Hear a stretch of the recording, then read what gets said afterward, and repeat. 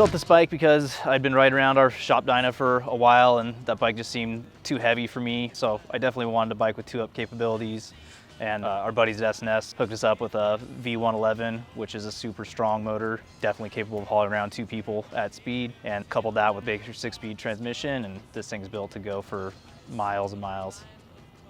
I'm Mike Ellis, and I'm general manager of Biltwell. I've been here for about 8 years. The Lobo Negro is the 4th bike I've built. I have a hard time saying that because, I definitely don't do everything. But I worked on most of the fabrication, and my friend Rob Rouser of Rouser Works helped do a lot of the mechanical and wiring.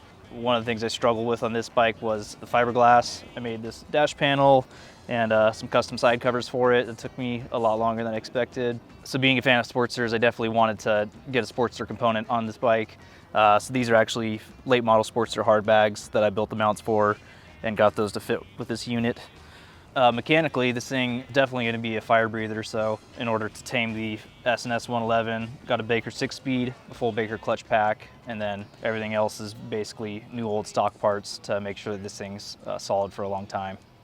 For the pipe, I went with a Bassani 2-into-1. They usually come in just straight stainless, but since this bike was going to be all black, we got it ceramic coated. The wheels, it's a 19-inch front and 18-inch back, rolled sands, Morse mags. Got some matching brake rotors and some 6-piston preamp calipers up front, and then a sizable 4-piston caliper in the back.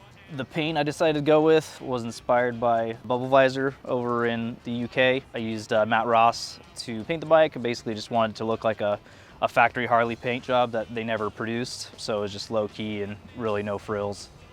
The bike ride's pretty good. The front end's an XR 1200 inverted front end, the Racetech G2R kit that I'm still dialing in. Back's got some Legend suspension, adjustable shocks, so still tuning all that stuff in for my weight and riding style. Now that I'm done with this bike and I've ridden it for about 500 miles, there really isn't anything I'd change about it.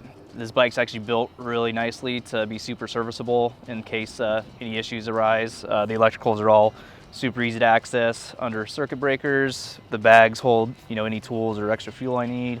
Yeah, this thing is just ready to eat up some miles. This bike wouldn't have been possible without the help from S&S, Drag Specialties, and big thanks to Rob Rouser for helping out on the mechanicals.